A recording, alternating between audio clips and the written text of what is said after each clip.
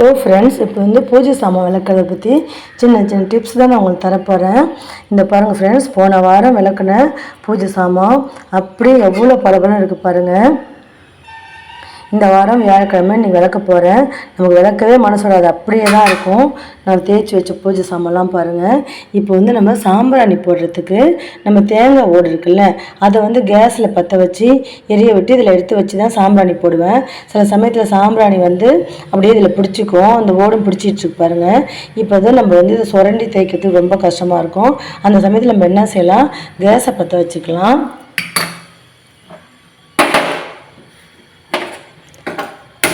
கேஸை பற்ற வச்சுட்டு அதில் வந்து இதை கொஞ்சம் நேரம் இப்படி வச்சோம்னா நல்லா எரிஞ்சு வரும். அப்போ நம்ம இதை சுரண்டோம்னா ஈஸியாக வந்துடும், க்ளீனாக ஆகிடும். அந்த கலர் வந்து தெரியும், இந்த பாத்திரத்தோட கலர் வந்து நமக்கு தெரியும். அடுத்ததாக இது கொஞ்சம் நேரம் எரியட்டும், அதுக்கப்புறம் நான் காமிக்கிறேன். அடுத்ததாக நம்ம வீட்டில் வந்து புளிச்ச தயிர் இருக்கும், அது யூஸ் பண்ணவே முடியாது, சாப்பிடவே முடியாதுங்கிற ஸ்டேஜில் இருக்கும். நம்ம கொஞ்ச நாள் வச்சுருவோம், இப்போ மழை நாளாக தயிர் எடுத்து யூஸ் பண்ணாமல் அப்படியே இருந்துடும். அந்த மாதிரி தயிரை வந்து வேஸ்ட்டாக கீழே கொட்டாதீங்க. இந்த மாதிரி பூஜை சாமான் தேய்க்கும் போது இந்த எண்ணெய் பிசுக்கு எடுப்பீங்க, இதில் வந்து நம்ம இதை ஊற்றி வச்சிடலாம். ஊற்றி வச்சுட்டு நம்ம சபீனா போட்டு தேய்ச்சோம்னா இந்த எண்ணெய் பிசுக்கெல்லாம் க்ளீனாக போயிடும். எந்தெந்த விளக்கு தட்டிலலாம் எண்ணெய் இருக்குதோ அதெல்லாம் நம்ம இதை ஊற்றி வச்சிடலாம். நான் வந்து உண்மையிலே போன வாரம் இதில் பாதி தயிர் எடுத்து வெறும் தயிர் போட்டு தான் இந்த பூஜை சாமானை தேய்ச்சேன். தயிர் போட்டு தேய்ச்சிட்டு அதுக்கப்புறம் சபீனா போட்டு தேய்ச்சேன். அதுதான் இவ்வளோ பளபளன்னு இருக்குது. இது பார்த்திங்களா, இந்த தயிர் இந்த ஏனத்தை வந்து கழுவி இதில் ஊற்றி வச்சுருக்கேன். வேறு ஒன்றும் இல்லை, தயிர் வேறு ஒரு பாத்திரத்தில் இருந்தது, அதை எடுத்து இந்த பவுலில் ஊற்றி வச்சுட்டு அந்த பாத்திரத்தை கழுவி இதில் ஊற்றி வச்சுருக்கேன்.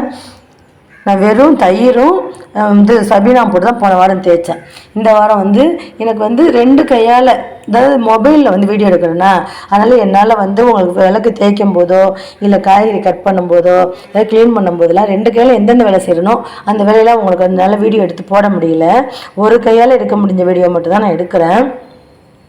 அதுக்கப்புறம் ஃப்ரெண்ட்ஸ், இந்த மாதிரி இது வந்து ஒரு 4 நார்த்தங்காய் எடுத்துகிட்டு வந்தாங்க ஹஸ்பண்டு, சின்ன சின்னதாக. அது ஊறுக்காய் போடுற மூடு இல்லை, மழை பெஞ்சிட்ருக்கு.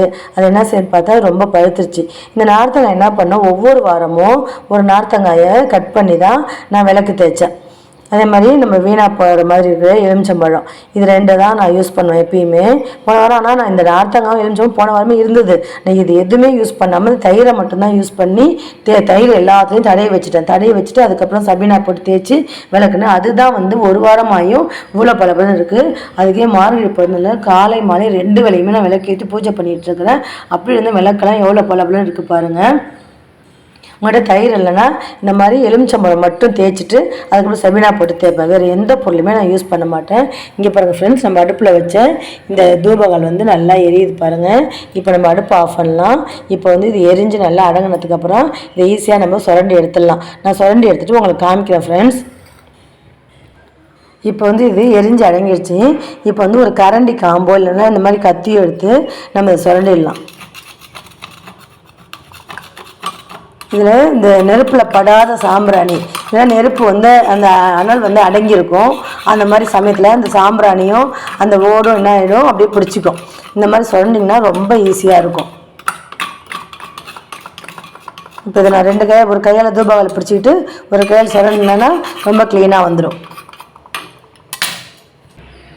இங்கே பாருங்கள் ஃப்ரெண்ட்ஸ், நான் கத்தியால் சுரண்டிட்டேன். ரொம்ப கஷ்டப்பட்டுலாம் சுரண்டலை, லேசாக தான் சுரண்டினேன். ஒரு கையால் சுரண்டும் போது தூபாவில் ஆடிக்கிட்டே இருந்ததில்ல, அதனால தான் பிடிச்சிக்கிட்டு சுரண்டினேன். எவ்வளோ கொட்டியிருக்கு பாருங்கள்.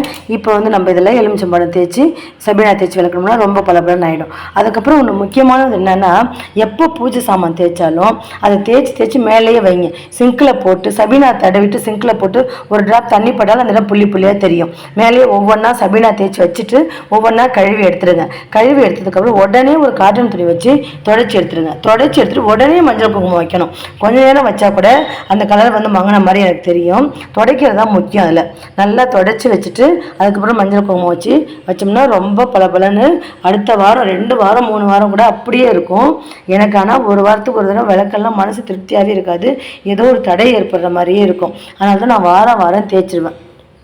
இங்கே பாருங்கள் ஃப்ரெண்ட்ஸ், அன்னபூரணி என்கிட்ட 2-3 அன்னபூரணி இருக்குது. எல்லாரும் ஒவ்வொருத்தரும் காசிக்கு போயிட்டு வரும்போதும் கொடுத்தது, அது எதையுமே ஒதுக்கிறதுக்கு மனசு வரல. அதனால் 3 அன்னபூரணியுமே ஒரு பவுலில் வந்து அரிசி வச்சு நான் வச்சுருப்பேன். இங்கே பாருங்கள் ஃப்ரெண்ட்ஸ்.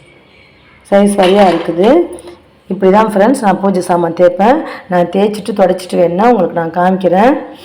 Thank you friends. இங்கே பாருங்கள் ஃப்ரெண்ட்ஸ், எல்லா பாத்திரமும் தேய்ச்சி விளக்கி கழுவி நம்ம வந்து காட்டன் துணியால் துடைச்சிட்டேன். எவ்வளோ பளபளன்னு இருக்குது பாருங்கள்.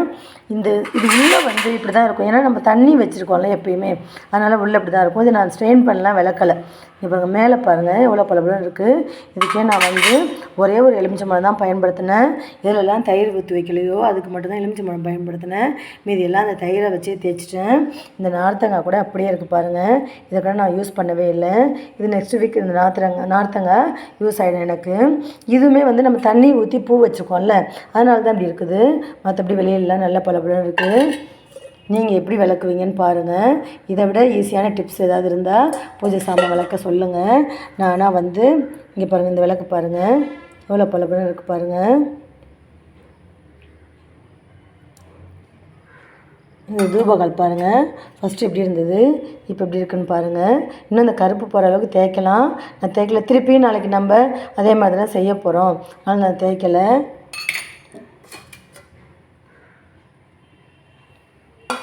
ஆனால் ஒன்று சொல்லுவேன், நான் வந்து 10 நிமிஷத்தில் தேய்ச்சிடுவேன் அப்படின்லாம் நான் சொல்ல மாட்டேன். எனக்கு வந்து இவ்வளோ பாத்திரமும் தேய்ச்சி கழுவுறதுக்கு வந்து 1/2 hour ஆகும். அதே மாதிரி மஞ்சள் குங்குமம் வைக்கிறதுக்கும் எனக்கு 1/2 hour ஆகும். இந்த வீடியோ உங்களுக்கு பிடிச்சிருந்தா, நான் சொன்ன டிப்ஸ்லாம் உங்களுக்கு பயனுள்ளதாக இருந்தால் எனக்கு ப்ளீஸ் கமெண்ட்ஸ் பண்ணுங்கள், லைக் பண்ணுங்கள், ஷேர் பண்ணுங்கள், என் சேனலை சப்ஸ்கிரைப் பண்ணுங்கள், பெல் பட்டனை ப்ரெஸ் பண்ணுங்கள். அப்போ தான் நான் போடுற வீடியோ உடனுக்குடன் நோட்டிஃபிகேஷனில் வரும். நான் வந்து பொட்டு வச்சுட்டு உங்களுக்கு முடிஞ்சால் காட்டுறேன். வேறு எப்படிலாம் விளக்கலான்னு நீங்கள் சொல்லுங்கள்.